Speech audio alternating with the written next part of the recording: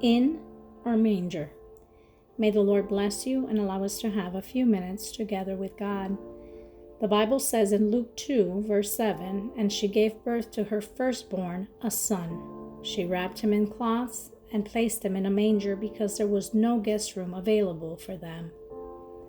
Today's text tells us there was no room for Jesus in the inn, the lodging, or the hotel at that time. Will Jesus find room in your heart? Christmas is a time of opportunity. Where do you want Christ to be born today? In an inn or in a manger? The inn represents a life full of worries, with no time or space for God. It embodies a beautiful life filled with appearances, excuses, and distractions. A divided life where Christ is not the priority.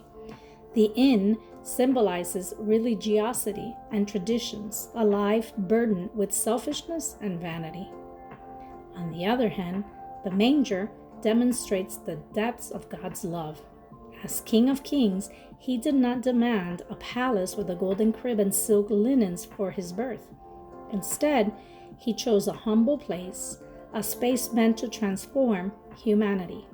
The manger reveals who Christ is, a place of new beginnings, a fresh opportunity, and a time to draw near to God.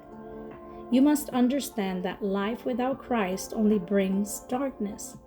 It is empty, meaningless, with no goals, no directions, and no purpose. To live without God is to live in the shadow of death without any hope. Christmas is the time when God offers a new path of faith, a new life filled in hope and joy. That stable was blessed and full of grace, not because of luxury, it lacked it, but because of God's presence. Your life may lack riches or adornments like the stable, but must have room for the Lord. The true meaning of Christmas is the arrival of Jesus in your life, where your heart becomes the finest manger and the perfect lodging for Christ. I'd like to leave you with this promise in Isaiah 9:6. "For to us a child is born, to us a son is given, and the government will be on his shoulders. And he will be called Wonderful Counselor, Mighty God, Everlasting Father, Prince of Peace." Have a blessed day. Even if Jesus were born 1,000 times in Bethlehem, it would mean nothing if he has not been born in your heart. May your heart be a tender manger where Christ can dwell.